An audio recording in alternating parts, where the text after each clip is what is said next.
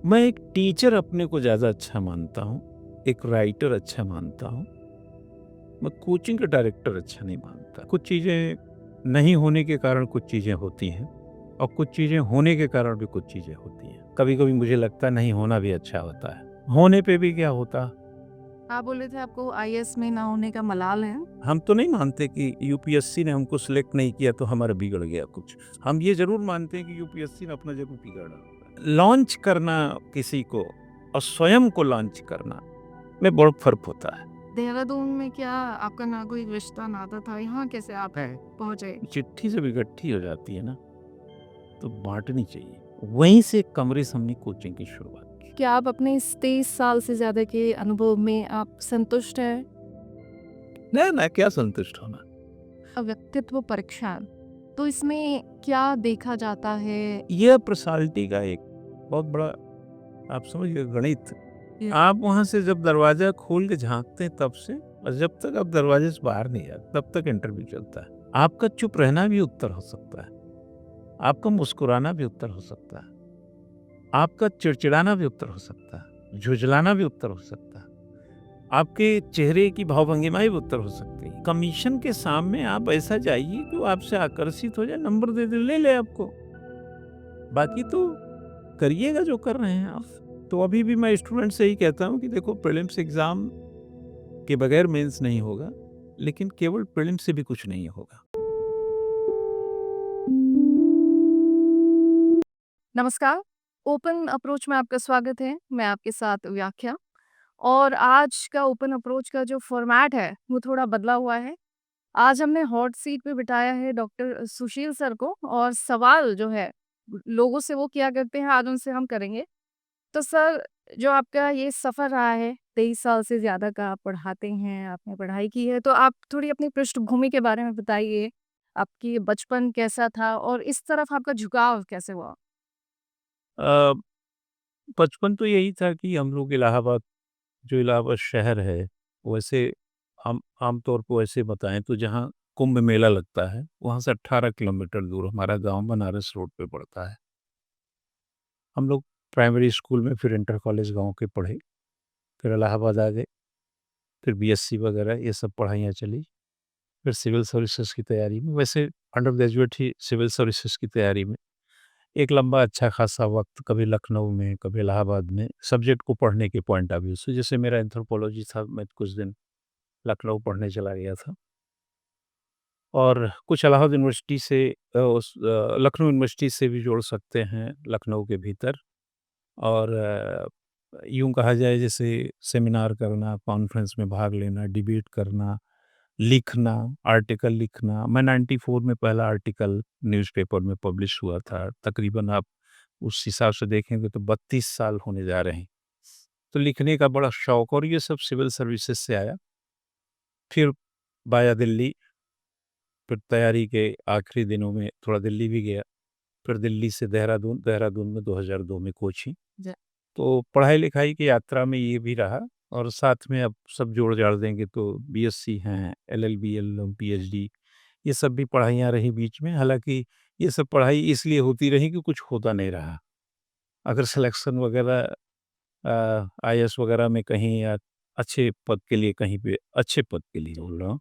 अब सिर्फ़ वो हर नौकरी तो हमें चाहिए नहीं थी, तो फिर शायद ये सब यात्राएँ ना होती। तो जी। मुझे कभी-कभी ऐसा लगता है कि कुछ चीज़ें नहीं होने के कारण कुछ चीज़ें होती हैं ज और कुछ चीज़ें होने के कारण भी कुछ चीज़ें होती हैं। ज तो सिलेक्शन अच्छे, जैसे सिविल सर्विसेज़ में सिलेक्शन नहीं होना के पीछे कुछ कारण थे ये जो होते रहे, और हमें ये पता था कि पढ़ाई ही हमारा महज़ एक विकल्प है। हम ना इंडस्ट्री चला सकते थे, ना खेती-बाड़ी कर सकते थे, ना कोई प्रॉपर्टी डीलिंग कर सकते थे, ना बिल्डर बन सकते थे। हमें पहले से क्लियर था कि हम पढ़ लिख के ही कुछ कर सकते हैं। तो इसलिए 2002 अगस्त में हमने सेंटर डाला, जो आपने 23 बरस कहा, वो 24वें बरस में अब हम लोग प्रवेश कर चुके हैं। जी। एक जो यूपीएससी का कीड़ा कहा जाता है, वो आपको कब लगा कि आपका पढ़ाई की तरफ झुकाव था या कुछ एटीन कौश 1989 से, 1989 में मैं बीएससी फर्स्ट ईयर कर चुका था, तब से ये कीड़ा लगा। वैसे मैं 1986 में पहली बार एक लड़कों में जो टॉपर थे सिविल सर्विसेज के यदुवेंद्र माथुर और लड़कियों में रजनी सीखरी। उनका इंटरव्यू पहली बार पढ़ा था 1986 में शायद, हाँ। तब मैं 10th बोर्ड में था मतलब। उसके बाद फिर 12th 88 में, फिर 89 में जब फर्स्ट ईयर हो गया बीएससी, तब हमें लगा कि असल में क्या था कि एक रीजन था। जब मैं गाँव शहर में तो हिंदी मीडियम का था 12वीं तक। तो जब बीएससी में आए तो सारी किताबें फिज़िक्स, केमिस्ट्री, मैथ की इंग्लिश हो गई। तो दिमाग में तो पहले ही से था कि ग्रेजुएट के साथ करेंगे, लेकिन वो इंग्लिश, हिंदी के चक्कर में हमने कहा कि अगर ये बीएससी ठीक से नहीं करेंगे तो फेल हो जाएँगे। तो हमने छोड़ दिया उसको। तो फिर हमने पहले जैसे हाइपरबोला है, पहले तो हम लोग अति परवलय, परवलय ऐसा सुनते थे, फिर उसकी अंग्रेजी ट्रांसलेट करना, तो ऐसा कुछ सीखने लगे। तो धीरे-धीरे 1 साल में जब फिज़िक्स, केमिस्ट्री, मैथ की इंग्लिश समझ गए कि अभी ऐसे ही होती है अंग्रेजी, तो फिर प्रिपरेशन में आ गए। पब्लिक एडमिनिस्ट्रेशन, एंथ्रोपोलॉजी ये मेरे विषय हुआ करते थे, तो उस समय से शुरू किया। तो 89 से कह सकते हैं कि तैयारी में था। हालाँकि मेरा पहला अटेम्प्ट 94 में मैं ले सकता था, लेकिन मैं 95 में लिया था। जी। ये आपने बताया कि पढ़ाई-लिखाई इलाहाबाद में हुई, फिर दिल्ली में आपने पढ़ा, पढ़ाया, उसके बाद एक चीज़ आपने और मुझे बताई थी कि कुछ टीवी प्रोडक्शन में भी आपने। मैं उस समय की बात है। असल में क्या था कि अटेम्प्ट धीरे-धीरे अब तो 6 अटेम्प्ट हो गए हैं। हाँ। पहले तो 4 ही अटेम्प्ट थे। तो पहले अटेम्प्टों की संख्या भी लिमिटेड थी। बीपी सिंह नहीं, कौन किए थे? 3 अटेम्प्ट से 4 अटेम्प्ट हुआ। फिर वाजपेयी जी के टाइम में 2000 के टाइम में आपको याद होगा कि जब वो परमाणु पोखरण 2 हुआ था तो उसके बाद रिटायरमेंट की एज 58 से 60 की गई। फिर सिविल सर्विसेज की एज 28 से 30 की गई, बट अटेम्प्ट नहीं बढ़ाया गया। तो खैर वो जो भी रही होंगी वो हम उसको मानते नहीं। हमारा ये मानना है कि देखिए, आप अगर ठीक प्रिपेयर किए हैं तो पहला अटेम्प्ट भी पर्याप्त है। आप लापरवाह हैं, तो आप आखिरी अटेम्प्ट तक भी ऐसे कर सकते हैं। लेकिन बीच का एक डायलेमा ये होता है कि कभी-कभी आप मेंटली किसी कॉम्पिटिशन के लिए या उस साल के कॉम्पिटिशन के लिए उतना फिटनेस नहीं आई, लेकिन अटेम्प्ट होते हैं तो एक संभावनाएँ रहती हैं। लेकिन मुझे कोई इसका गिला-शिकवा नहीं है। कभी-कभी मुझे लगता है नहीं होना भी अच्छा होता है। रियली आपको बता रहे हैं। हम तो सिलेक्शन सिविल सर्विसेज में नहीं होने को मैं पहले थोड़ा-सा मलाल था, अब कई सालों से 10 कोस तो मैं मानता हूँ चलो ठीक ही हुआ क्योंकि होने पे भी क्या होता, नौकरी होती, कुछ हो ही रहा है ना? तो जो आपने फ़िल्म वाला बोला वो सिविल सर्विसेज के ही कारण ऐसा हुआ। सिविल सर्विसेज में जब लास्ट मैं छोर पे था करीब 2000 के टाइम की बात बता रहे हैं। तो अब मुझे ऐसा लगा कि पता नहीं होगा, नहीं होगा, असमंजस तो देखो आता है, इसमें कोई दुविधा नहीं है। कोई 3 अटेम्प्ट 4 अटेम्प्ट देता रहेगा तो उसको तो लगेगा ही ना कि पता नहीं यार होगा कि नहीं कि ऐसे खाली हाथ लौटेंगे। अच्छा एक चीज़ था कि गाँव में हम लोगों को ना कि गाँव में हम क्या करके जाएँगे? भई गाँव में लोग जब जाता है तो घर से गाँव शहर से कपड़े खरीद के जाता है। अपने भाई-बहनों के लिए, अपने माता-पिता के लिए जूता-चप्पल खरीद के जाता है। हम क्या लेके जाएँगे? बेरोज़गारी? हमने कहा ये तो नहीं हो सकता है। मतलब हम गाँव जाएँगे, आएँगे-जाएँगे लेकिन एक तगमा लगा के नहीं जाएँगे कि मतलब और फिर है क्या वहाँ खेती के अलावा कुछ है ही नहीं। गेहूँ बेच कर जूता खरीदो, चावल बिकेगा तब आप जलेबी मिठाई खाओगे। तो ये वाला झंझट में नहीं फँसना था। तो मुझे लगा कि पढ़ाई-लिखाई लिखते थे तो मैंने उस समय एक हरविलास गुप्ता जी से मेरी भेंट हुई, उनको राष्ट्रपति पुरस्कार मिला था और मैं उनका इंटरव्यू लेने गया क्योंकि एक छोटा-सा वहाँ एनसीआर में जो न्यूज़ चैनल ही कह लीजिए, तो उसमें मैं ऐसे इंटरव्यू लेने जाता था। तो उस इंटरव्यू के दौरान मेरी एक भेंट हुई उनसे, तो वो मेरे बातचीत से बड़े इन्फ्लुएंस हुए। अच्छा मैंने एक चीज़ पाया कि तैयारी करने वाला अगर मन से तैयारी किया हो तो कहीं पे अगर जाता है तो अगर 10-20 मिनट उसको मौका मिल गया तो सामने वाले को एक आइडिया तो दे देता है कि इसमें हाँ, इसमें एक अलग आकर्षण है। अब आप उसको क्या महत्व देते हैं, क्या नहीं देते वो आपके ऊपर है। तो वो एक दिन खोजते-खोजते स्टूडियो आ गए। बोले साहब वो लड़का जो आया था हमारा इंटरव्यू लेने, फिर वो हमसे कहने लगे कुछ करना चाहते हो तो बताओ। हमने कहा कि मैं फ़िल्म बनाना चाहता हूँ। तो उन्होंने कहा कि फ़िल्म बनाने के लिए हमने कहा फ़िल्म बनाने के लिए ट्रेनिंग होगी। तो ट्रेनिंग में मैं मारवा स्टूडियो गया ट्रेनिंग करने, उन्होंने कहा ट्रेनिंग कर लीजिए। उन्होंने यहाँ तक कहा था कि मैं एक टीवी चैनल खोल के दे दूँगा। वो बेसिकली उस समय मुझे लगता है कि 2-3 हज़ार करोड़ के टर्नओवर के मालिक थे, 16-17 कंपनियों के चेयरमैन थे, साठे ग्रुप ऑफ इंडस्ट्री के चेयरमैन, वो काफ़ी बड़े हिसाब-किताब वाले लोग थे। तो हम इतना ज़्यादा नहीं सोच रहे थे टीवी चैनलों ने हमें लगा कि चैनल भई चैनल खुल गया उसके बाद अब देखिए ना चैनलों का हालत 20 साल में कहाँ से कहाँ होता जा रहा है। तो हमें लगा कि नहीं क्रिएटिव वर्क तो फ़िल्म में है, राइटिंग है, स्टोरी है, डायरेक्शन है, तो मैंने डायरेक्शन प्रोडक्शन में किया था। उसमें राइटिंग भी सीखा, कैमरा चलाना भी थोड़ा सीखा, उसमें साउंड रिकॉर्डिंग व्हाटएवर जितनी भी चीज़ होती है टूल्स थोड़ा-सा हमने सीखा था। तो हमने 2 फ़िल्में भी बनाई थी छोटी-छोटी। एक किडनैप बनाया था, एक जहाँ उम्मीदें पनपती हैं।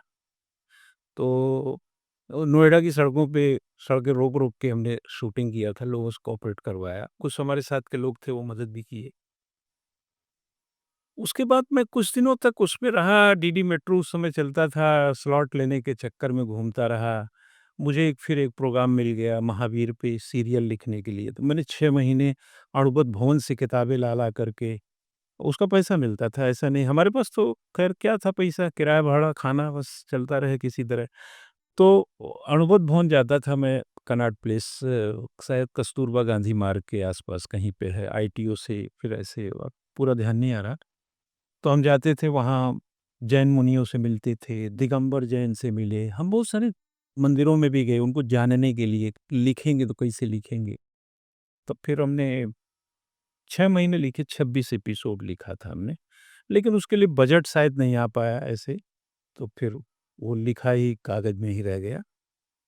बस ऐसे ही चलता रहा दंद-फंद, बाद में मुझे ऐसा पता चला कि अंदर से लग जाता था कि अ लॉन्च करना किसी को और स्वयं को लॉन्च करना में बहुत फ़र्क होता है।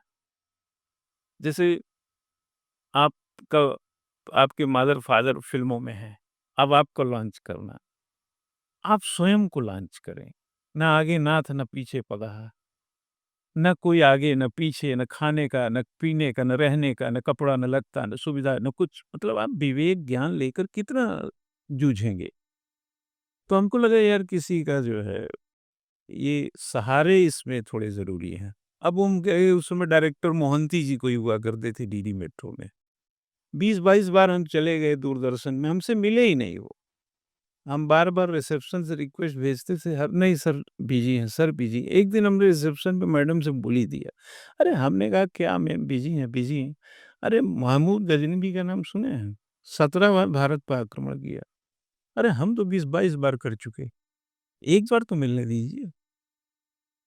सोचिएगा मंडी हाउस आते हैं, कहाँ से आते हैं किराया भाड़ा लगा करके।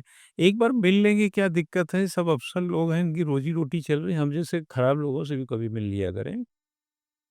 तो उनको कृपा आ गई होगी तो फिर उन्होंने जोड़-जुगाड़ करके वो बैठो आधा घंटा इंतज़ार कराया, उसने मिलवा दिया था ख़ैर, लेकिन कुछ काम ऐसा हुआ नहीं। तो फिर एक ही विकल्प था जो आता है वही करो, तो 2002 में फिर हमने देहरादून में कोचिंग खोल दिया, तब से चल ही रहा है। जी। आप बोल रहे थे आपको आईएएस में ना होने का मलाल है, पर मुझे लगता है कि आपके स्टूडेंट्स को बिल्कुल मलाल नहीं होगा कि उन्हें एक इतना अच्छा शिक्षक मिल गया है, जो उनका मार्गदर्शन करता है। हमें ऐसा लगता है कि जो फेल तो कहना ठीक नहीं है, अनसक्सेस कह लीजिए, जो सक्सेस नहीं है बल्कि ये ज़्यादा ठीक है, जो सफल नहीं है, असफल भी ठीक नहीं। जैसे मैकग्रेगर कहता है ना कि मैं हर्ज़बर्ग कहता है, फ्रेडरिक हर्ज़बर्ग कि अनसैटिस्फाई अगर हम नहीं हैं, तो इसका मतलब नहीं कि हम सैटिस्फाई हैं। मतलब अनसैटिस्फाई अलग वर्ड है, सैटिस्फाई अलग।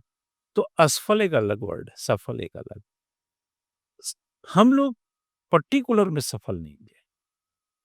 बहुत सारे लोग हैं बोरिया बिस्तर बात के रास्ता बदल ही लेते हैं, पर्टिकुलर एस्पेक्ट में सफल नहीं। लेकिन उस असफलता कह लीजिए, चलिए असफलता बोल देते हैं, उसका मलाल भी तो होना चाहिए। किस बात का मलाल? भई जितने लोगों ने आज की तारीख में भी जो सिविल सर्वेंट बनते हैं, तो 2-4 दिन के बाद 2-4 साल बाद भूत उतर ही जाता है। काम करना पड़ता है भाई, ऐसा थोड़ी है कि आप कोई राजा बाबू हो, बड़े आपकी तूती बोल रही है। आप देखते नहीं अकाउंटेबिलिटी कितनी है। अब हम लोग सक्षम थे, ईमानदार थे, नैतिक रूप से मजबूत थे, किसान परिवार से थे। माता-पिता की इच्छा रहती ब बेटा डॉक्टर बने, इंजीनियर बने, कलेक्टर बने, डिप्टी कलेक्टर बने, पुलिस में जाए, मतलब आईपीएस बने, कुछ ऐसा सोचते ही हैं। चलो नहीं हुआ, है ना? नहीं हुआ तो हमारी कौन-सी बिगड़ गई? हम तो नहीं मानते कि यूपीएससी ने हमको सिलेक्ट नहीं किया तो हमारा बिगड़ गया कुछ। हम ये ज़रूर मानते हैं कि यूपीएससी ने अपना ज़रूर बिगाड़ा होगा। तो हम तो कह ही देते थे, कह रहे यार छोड़ो यूपीएससी हमारे लायक नहीं है। अब अपनी सैटिस्फैक्टरी को खोजेंगे कैसे आप? है ना? बिल्कुल। हाँ, कहेंगे यार हमारे लायक खुद ही नहीं थे। रिजेक्शन में कैसे करेगा? अपने को कैसे पुट अप करेंगे? जी। है ना? तो ये सब चीज़ें रहा तो बहुत ज़्यादा अब नहीं होता है, बल्कि विद्यार्थियों को अब कितना फ़ायदा होता है, अलग-अलग विद्यार्थी अलग-अलग इसको इवैल्यूएट कर सकता है। लेकिन मैं कभी-कभी कह देता हूँ कि देखो भई अ, दूध बेचने वाला अगर 20 साल दूध बेच रहा है, तो इतना जान लो कि मिलावट नहीं करता होगा, नहीं दुकान बंद हो जाती। जी। अगर किसी की मिठाई की दुकान लंबे समय तक ठीक चल रही है, तो उम्मीद है कि वो थोड़े कस्टमर की केयर करता होगा। जी। और कोई गाड़ी है अगर 10 साल तक कुछ हो ही नहीं रहा है, सिर्फ सर्विस करा रहे हैं, चढ़ रहे हैं, जिसका मतलब वो कंपनी ठीक है। जी। वैसे ही हम 23-24 साल से पढ़ाते हो गए हैं और सिलेक्शन कम ज़्यादा होते ही रहते हैं। हमने कहा सिलेक्शन तो हम देते होते नहीं हैं, सिलेक्शन तो आप देते हैं, तो ठीक ही होगा। अब ये डिपेंड करता है अलग-अलग विद्यार्थी क्या इवैल्यूएट करता है। जी। पैदाइश उत्तर प्रदेश की, उसके बाद पढ़ाई-लिखाई आपने पढ़ाया भी दिल्ली में, फिर ये उत्तराखंड, देहरादून में क्या आपका ना कोई रिश्ता नाता था? यहाँ कैसे आप पहुँचे? नहीं, नहीं था नाता। नाता इस तरह से था, हमारा एक दोस्त था यहाँ पे, उसका नाम अजय सिंह। हम लोग साथ में लखनऊ में मिले थे, जब मैं लाहौर से लखनऊ आया था एंथ्रोपोलॉजी पढ़ने के लिए, तब हमारी भेंट हुई थी। उसके फादर आईपीएस थे उस समय। उस समय कहीं डीआईजी वगैरह थे। वो चमोली के एसएसपी भी रह चुके हैं उसके पिताजी। सहारनपुर में एसएसपी थे, तब उत्तर प्रदेश हुआ करता था। तो बहुत अच्छा लड़का था वो भी, पढ़ने में बहुत अच्छा था। तो हम दोनों की दोस्ती हो गई वहीं पे। दोस्ती बहुत अच्छी हो गई, मतलब घरेलू टाइप का हो गया। आचरण सब सही था एक-दूसरे का, तो बड़ा अच्छा रहा। और फिर बाद में वो 98 बैच में पीसीएस सेलेक्ट हुआ। उसकी पोस्टिंग हुई कहाँ पे? वो जिला बेसिक शिक्षा अधिकारी के लिए चयनित हुआ। और उसका पहली पोस्टिंग जो हुई, वो घनानंद राजकीय इंटर कॉलेज में प्रिंसिपल बना के भेजा गया, मसूरी में। किंग क्रेग पे देखे होंगे नीचे एक कॉलेज है, ऊपर पीजी कॉलेज है, नीचे देखेंगे तो एक घनानंद राजकीय इंटर कॉलेज जी। है। तो वो 31 दिसंबर 1999 की जॉइनिंग थी, तो मैं उसके साथ आया था, अच्छा। पहली बार। और जब मैं मसूरी गया तो मेरे कान बंद थे, बहुत देर तक कान बंद रहा मेरा। मुझे तो आइडिया ही नहीं था। हम तो कभी देहरादून नहीं आए थे। फिर हम वहाँ 3 महीना रहे उसके साथ। बहुत ज़बरदस्त उस साल बर्फ़ गिरी थी। 2000 में याद करिए, बड़ा रिकॉर्ड तोड़ बर्फ़ गिरी थी। तो बीच में हम आ जाते थे, अच्छा। घूमने टहलने जैसे मई-जून में गर्मी में।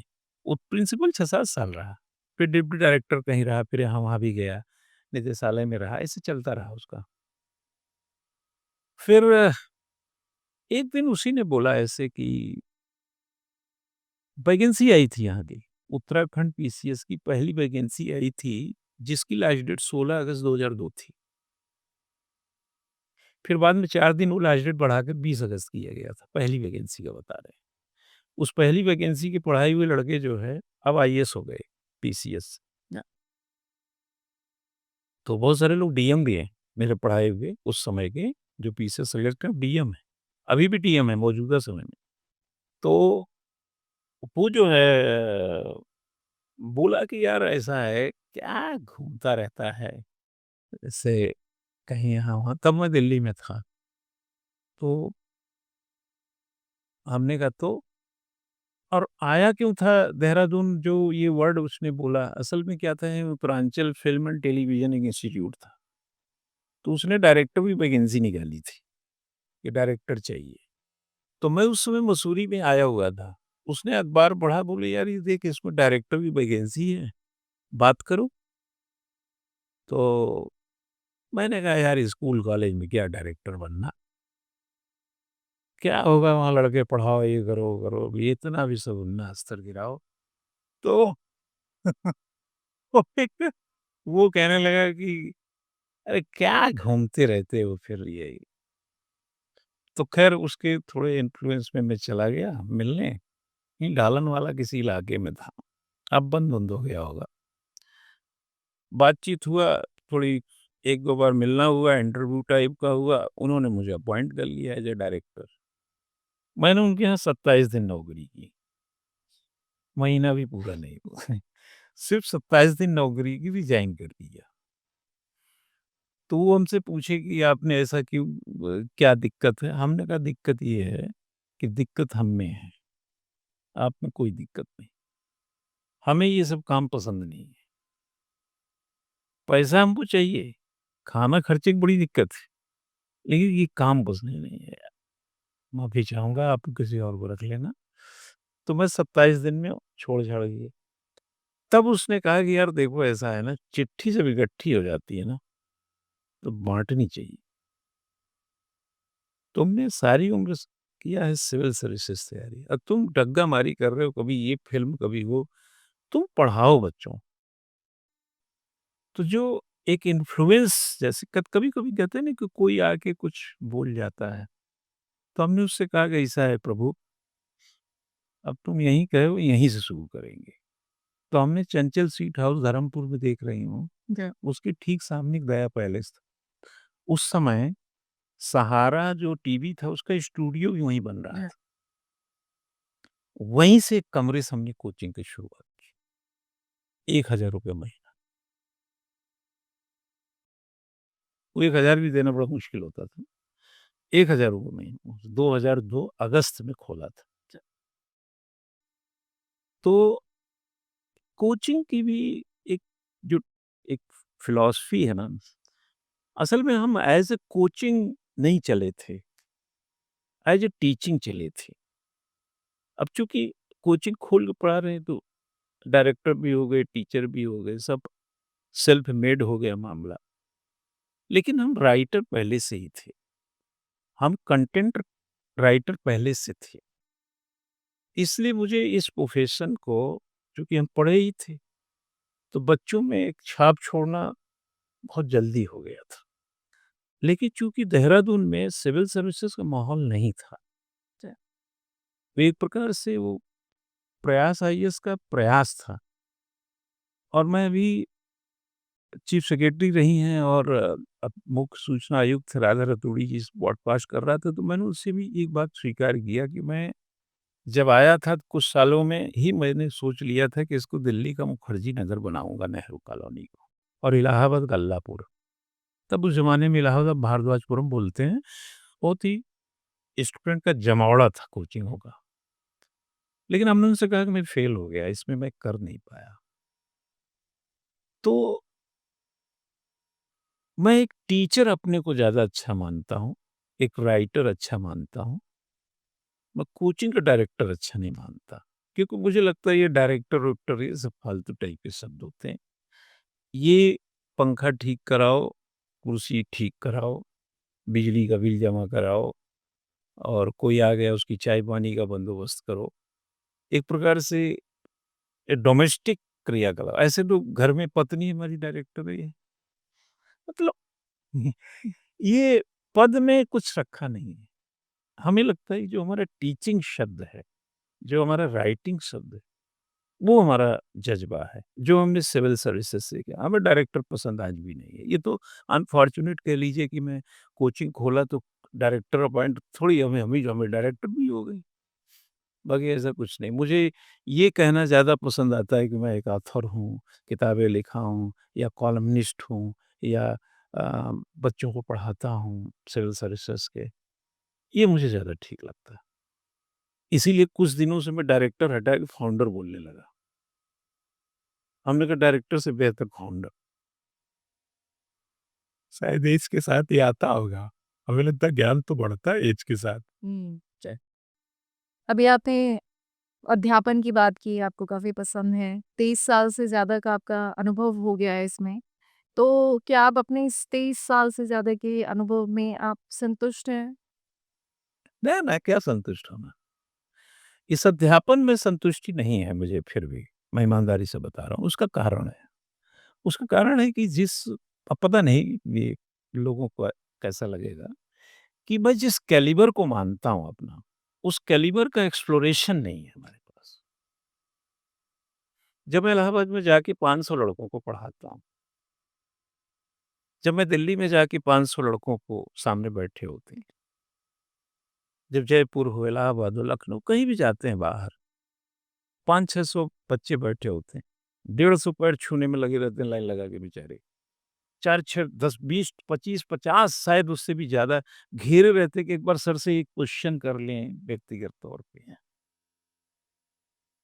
तब लगता है कि हमें जो और लोगों को देना चाहिए, वो हम यहाँ नहीं दे पा रहे हैं। इसलिए जो सैटिस्फैक्शन शब्द है, वो संभव नहीं है। इस शायद यही कारण है कि हम टीचिंग के साथ जो है ना, उसको कंपनसेट करते हैं।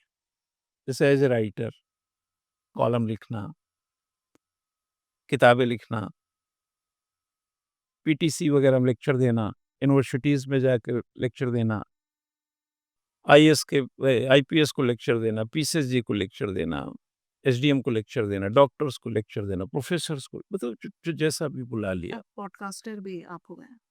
अच्छा। पॉडका आप आपने सही अभी याद दिला दिया। ये आप क्या समझ रहे हैं?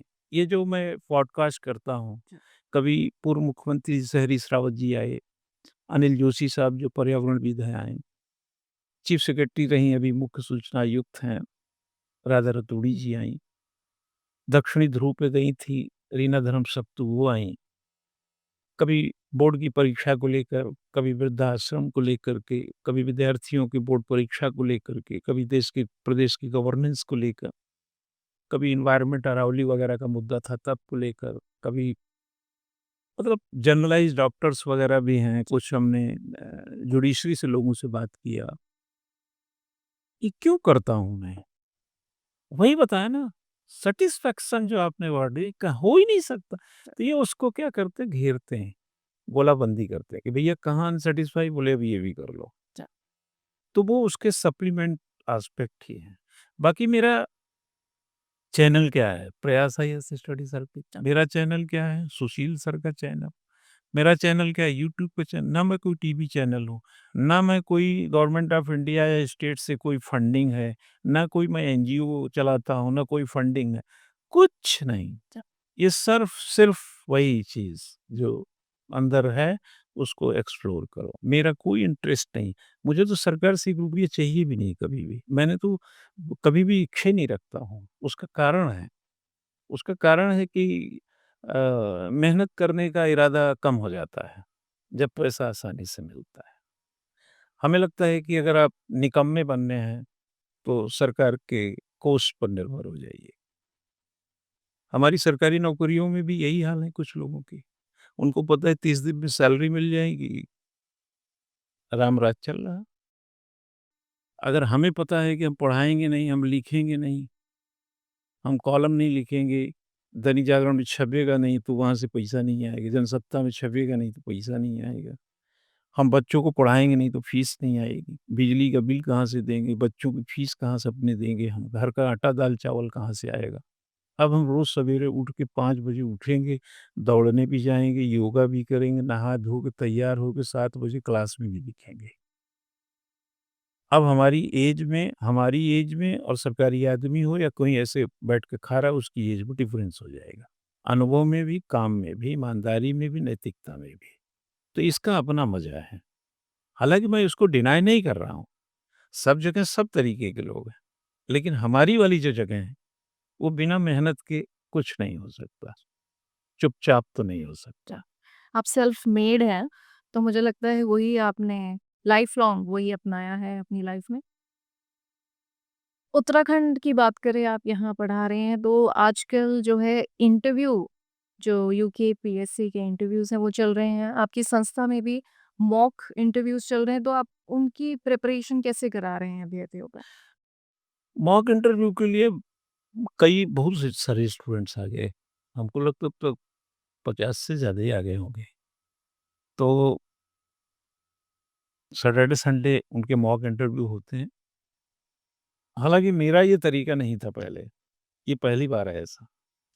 मेरा तरीका था कि पहले मैं उनको पढ़ाता था इंटरव्यू के लिए,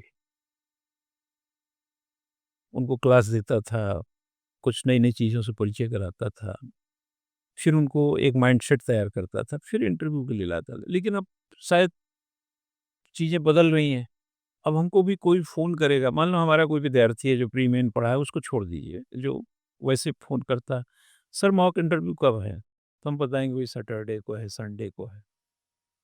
ज़रा सा भी अगर हम बोल दें कि यार तुम मॉक में इंटरेस्ट लेते हो, माइंडसेट बना लिए, प्रिपरेशन कर लिए, दिमाग में आ गया चीज़ें, आके यहाँ बैठ जाएँगे, 20 मिनट के बाद मॉक इंटरव्यू में, वो बात नहीं आती है, जो उनको पहले से प्रिपेयर करके। हालाँकि फिर अब चूँकि उनके साथ भी अनजस्टिस ना हो, तो उनको जितना हो सकता है यहाँ प्रयास करते हैं।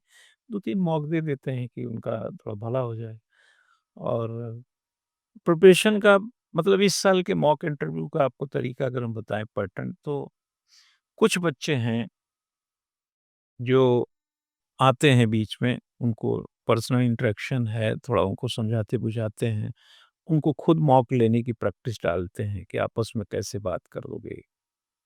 लेकिन ज़्यादातर स्टूडेंट सिर्फ सैटरडे संडे आता है और एक मॉक लेके जाता है। और बहुत अच्छे स्टैंडर्ड पे कराते हैं, बहुत अच्छे-अच्छे एक्सपर्ट्स आते हैं, अनुभवी लोग आते हैं। कोई उसमें कहीं कोई कमी नहीं है। बस अगर थोड़ा-सा विद्यार्थी में एक सुधार की ज़रूरत है कि वो चीज़ों को सीखे, कैसे बताए, क्योंकि इंटरव्यू का असली जो वजह है वो है व्यक्तित्व परीक्षण। कोई प्री मेंस का एग्ज़ाम था नहीं कि आपने ये रट लिया, वो रट लिया, बात बन जाए। उसको प्रस्तुत कैसे करेंगे? तो वो एक एलिमेंट्री अप्रोच है, कोई कम कोई ज़्यादा तो सीखता ही है और उसी में से सेलेक्ट हूँ। आपने एक शब्द बोला व्यक्तित्व परीक्षण। तो इसमें इतने साल से आप पढ़ा रहे हैं, आपने काफ़ी इंटरव्यू लिए, तो क्या देखा जाता है? कैसे आदमी का क्या स्किल्स देखी जाती है या वो अपना ठीक कर सकता है? देखिए, इंटरव्यू में बेसिकली क्या है कि व्यक्तित्व क्या है? फाइनली तो एक शब्द यही है। आप जैसे लैक ऑफ कॉन्फिडेंस है आपका, आपका बॉडी लैंग्वेज है, आपका एक्सप्रेशन पावर आपका कॉन्स्पिरेंसी पर्सनैलिटी, कहते कुछ हैं, है कुछ, नहीं आता है तब भी कुछ बता रहे हैं, भ्रमित कर रहे हैं। नहीं आने की परिस्थिति में आप अपने कॉन्फिडेंस को कमज़ोर कर रहे हैं, चेहरे का एक्सप्रेशन बदल रहे हैं, आपका बैठने का ढंग बहुत प्रभावशाली नहीं है, आप अपनी मजबूत बात को हल्के तरीके से कह रहे हैं, ओवर कॉन्फिडेंस दिखा रहे हैं, कमज़ोर कॉन्फिडेंस दिखा रहे हैं, पाइनिंग अच्छी नहीं है, आई कॉन्टैक्ट अच्छा नहीं है। मतलब जो कमियाँ भी हैं, जो विशेषताएँ भी हैं, इसे उलट दीजिए तो विशेषताएँ होने लगेंगी। तो इन सब में अगर कहीं बच्चों में इक्का-दुक्का कमी मिल गई कि भई 2 बार मना कर दिया कि हमको नहीं आता, पता चला उसके चेहरे का एक्सप्रेशन बदल गया। तो प्रश्न का उत्तर नहीं होना हमारी कमज़ोरी नहीं है, प्रश्न का उत्तर नहीं होना हमारी जानकारी नहीं होना है और जानकारी करके किया जा सकता है। तो ये सिखाते हैं कि भई आपको जानकारी नहीं है, आपकी कमज़ोरी नहीं है ये। तो ये पर्सनैलिटी का एक बहुत बड़ा आप समझिए गणित कि लोग नहीं आने को कमज़ोरी समझते हैं, जबकि नहीं आने को जानकारी नहीं होना है ये। कोई न्यूटन का 3 नियम है नहीं जानता, आप बता दीजिए जानने लगेगा। ऐसे थोड़ी कि उसके माइंडसेट में या दिमागी तौर पे वो अपने को इतना मजबूत नहीं मानता है कि साहब हम तो न्यूटन का तीनों नियम कैसे जानें। तो हम लोग इंटरव्यू में उनको यही इनकरेज करते हैं कि आप अपनी इन्फॉर्मेशन को दुरुस्त रखिए और जो नहीं आता है, उसपे गुमराह मत करिए और नहीं बता पाने की स्थिति में आप लैक ऑफ कॉन्फिडेंस में मत जाइए, बॉडी लैंग्वेज को खराब मत करिए। आगे के सवाल पे हम लोग चलेंगे, फिर ऐसे 20-30 मिनट बात होगी, आप देखेंगे एक सुसज्जित निकल आया। भाई किसी का जूता काट रहा है, तो जूता फेंकता नहीं है, उसको बार-बार पहनता है, फिर एक दिन जूता फिट हो जाता है। बस ऐसे ही है कि बार-बार अभ्यास करो, एक दिन पर्सनैलिटी सही हो जाए। जी। एक आपने बहुत अच्छी बात कही कि इंटरव्यू में आप दरवाज़ा खोल के आ रही हैं वहाँ से और जब आप जा रहे हैं दरवाज़ा बंद करके, तो तक हाँ, इंटरव्यू चलता है। जी, तब तक इंटरव्यू तो आपको ये चीज़ें भी हाँ। नॉक कैसे कर रहे हैं और आपको हाँ, पढ़ाई बिल्कुल। पूरी लगी है। आप वहाँ से जब दरवाज़ा खोल के झाँकते हैं तब से, और जब तक आप दरवाज़े से बाहर नहीं आते, तब तक इंटरव्यू चलता है। लेकिन लोग इसको प्रश्न उत्तर समझते हैं। ये वाइवा नहीं है, ये पर्सनैलिटी टेस्ट है। आपका चुप रहना भी उत्तर हो सकता है, आपका मुस्कुराना भी उत्तर हो सकता है, आपका चिड़चिड़ाना भी उत्तर हो सकता है, झुँझलाना भी उत्तर हो सकता है, आपके चेहरे की भाव-भंगिमाएँ भी उत्तर हो सकती हैं। फ़िल्मों में देखिए ना, बिना बोले ही लोग समझ जाते थे। कई चीज़ें अपने घर में जाके देखिए, पिताजी को देख के समझ जाएँगे वो क्या चाहते हैं, माँ को देख के समझ जाएँगे वो क्या चाहते हैं। हर जगह बोलना ज़रूरी थोड़ी है। आपके बैठने के ढंग से भी हम पता कर लेंगे कि आप कितने कॉन्फिडेंस में हैं, कितने कम कॉन्फिडेंस में, या कितने किस तरीके के हैं। तो बस कमीशन के सामने आप ऐसा जाइए कि वो आपसे आकर्षित हो जाए, नंबर दे दे, ले ले आपको। बाकी तो करिएगा जो कर रहे हैं आप। वो तो कर ही रहे हैं लोग। देखते नहीं सिलेक्शन के बाद तेवर कैसे बदल जाते हैं, तरीके कैसे बदल जाते हैं। बात उनके नौकरी में के कारण मैं नहीं बोल रहा हूँ। ये सफलता का जो एक मापदंड हो जाता है, वो आपके तेवरियाँ और तेवर और तरीका बदल देता है।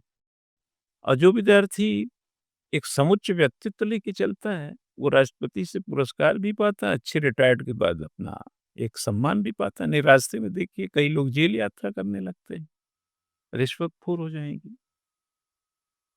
कई लोग लड़ भिड़ बैठेंगे अपने सीनियर से, कई बददिमाग हो जाएँगे। तो ये तो जीवन में पर्सनैलिटी केवल इंटरव्यू तक नहीं है।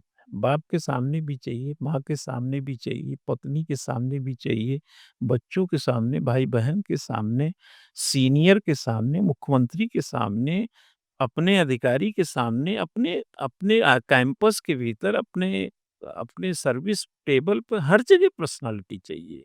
अगर पर्सन है तो पर्सनालिटी होगी, पर्सनालिटी है तो क्वालिटी होगी, और क्वालिटी होगा तो लॉन्च करेंगे आप, जज्बे में रहेंगे, मान-सम्मान सब मिलेगा, सैलरी तो सबको मिल ही जाती है अकाउंट में कम-ज़्यादा। कम पड़ता है तो रिश्वत लेने लगते हैं, ज़्यादा लेने लगेंगे जेल चले जाते हैं। अब ये सब ये क्या है? ये खराब पर्सनालिटी ही तो है। बिल्कुल। नौकरी करते समय नहीं पता है कि आपको कितनी सैलरी मिलेगी, हाँ? आप दूसरों को देखते हो भाई, दूसरा 20 लाख की गाड़ी खरीदा, वो तो बिज़नेसमैन है, होटल खोला हुआ, उसको वहाँ से पैसा आता है। तुम काहे चक्कर में पड़े भाई? हम तो क्लास में कहते हैं, हम कहते हैं अगर तुम पुलिस अफ़सर हो, तुम कोई भी अधिकारी बन गए, तो तुमको पता नहीं है तुमको क्या सैलरी मिलेगी? भाई हम कोचिंग में पढ़ाते हैं, हमको नहीं पता है विद्यार्थी कितनी फीस देगा? हमको नहीं पता है कि हमारे घर में जो खर्चे हैं कितने होंगे? हमें नहीं पता बिजली का बिल कितना आएगा? हमको नहीं पता पानी का बिल कितना देना है? अरे भाई सब पता रहता है। आपको पता है कि आप एक 5 लाख की कार, 8 लाख की कार लेके अपना जीवन में इतना तक कर सकते हैं, तो काहे 25 लाख का कार देखता है यार? शुद्ध वाला जेल जाने का मन है? क्योंकि अगर अब तो देख ही रहे हैं आप तो अखबार में पढ़ ही रहे होंगे। मोह-माया मन से जाता नहीं है, लेकिन दायरा भी तो निर्धारित करना पड़ेगा ना, बिल्कुल। हाँ? भई लालच किसके मन में नहीं है? लालची तो हम भी हैं। लेकिन इसका ये मतलब थोड़ी कि हम किसी की गाड़ी रात को उठा लाएँगे, एटीएम लूट लेंगे। भई जो हमारे दायरे में हो वही तो करेंगे ना। तो ये समझना है, इसलिए पर्सनैलिटी बड़ी ज़रूरी है। सिर्फ़ यहीं तक नहीं है कि आपने इंटरव्यू में आए और नंबर पा गए, सिलेक्ट हो गए, बात बन गई।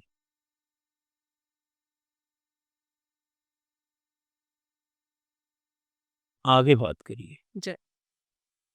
उत्तराखंड की बात करें, यहाँ पे जो मेंस का एग्ज़ाम है, उत्तराखंड पीसीएस का, वो अप्रैल में होने वाला है। हुँ। और जो यूपीएससी का जो नोटिफ़िकेशन है, वो अभी आने वाला है।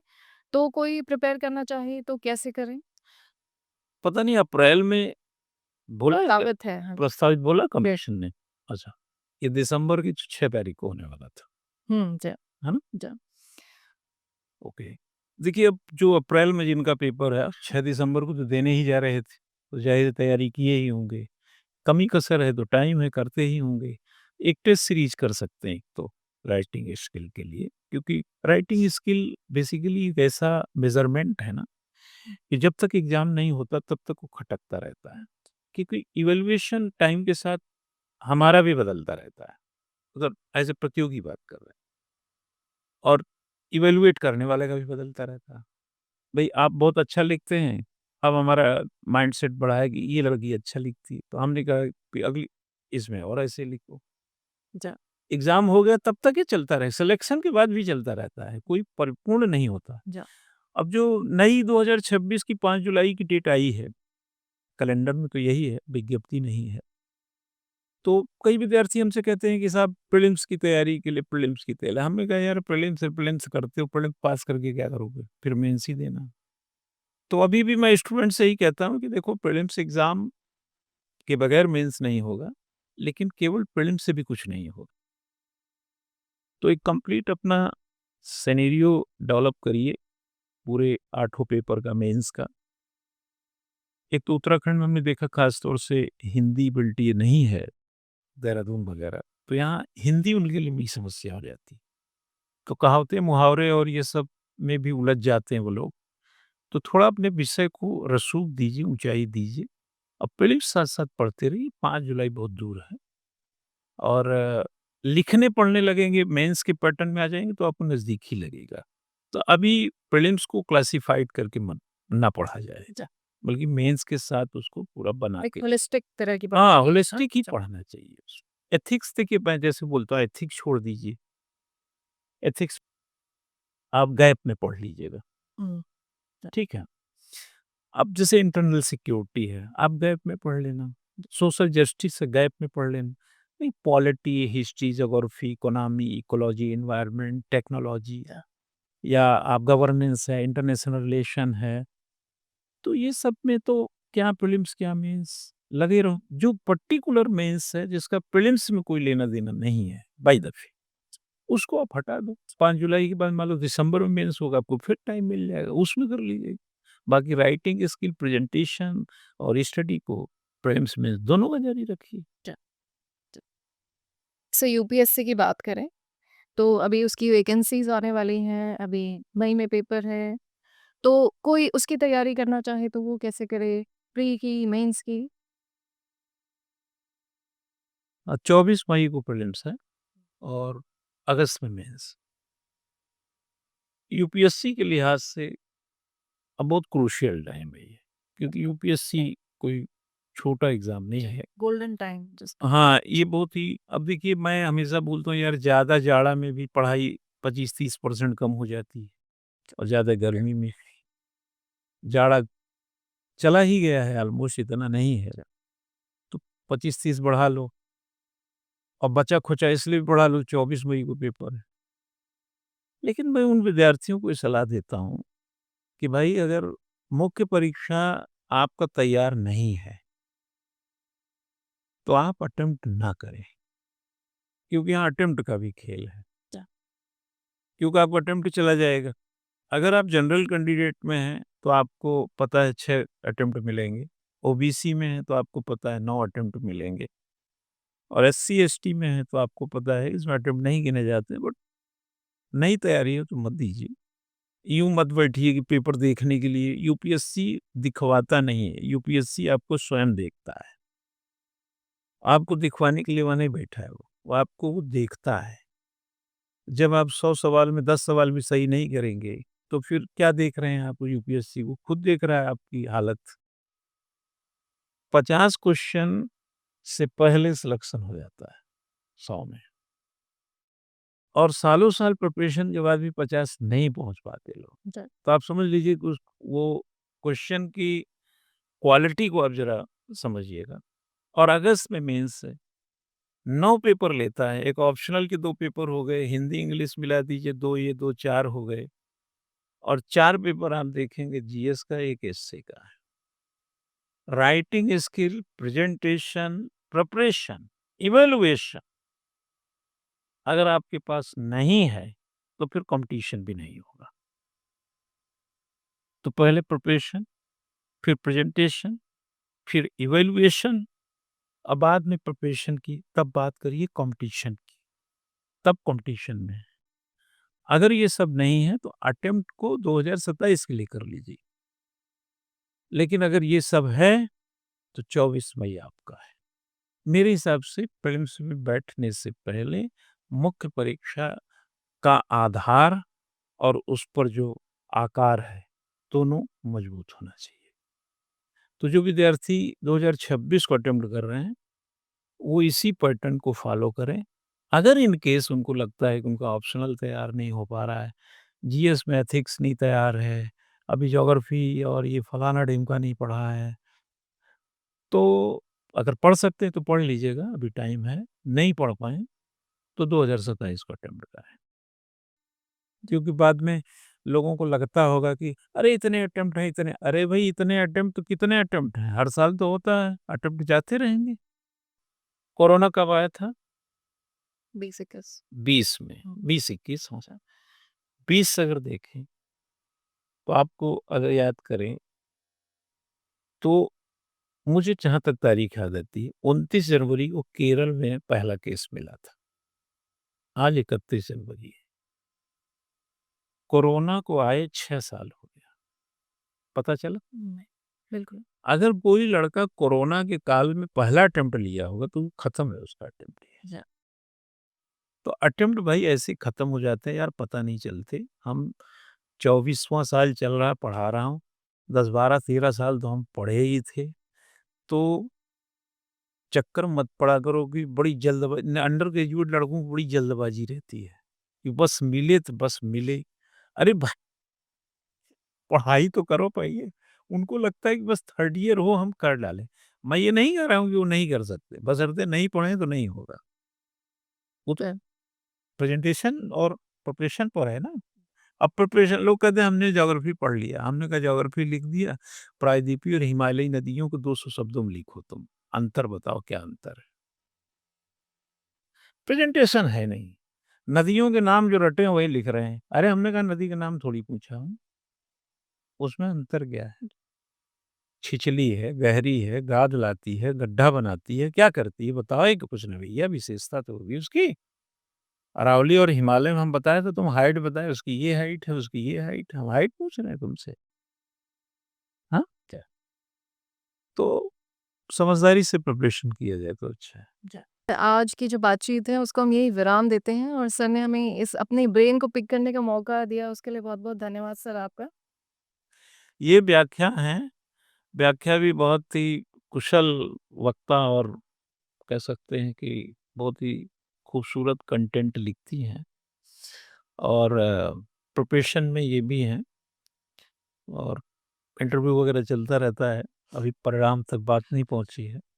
लेकिन व्याख्या की एक ख़ासियत ये है कि ये एक कंटेंट राइटर के तौर पे आकाशवाणी, दूरदर्शन के लिए भी काम करती हैं।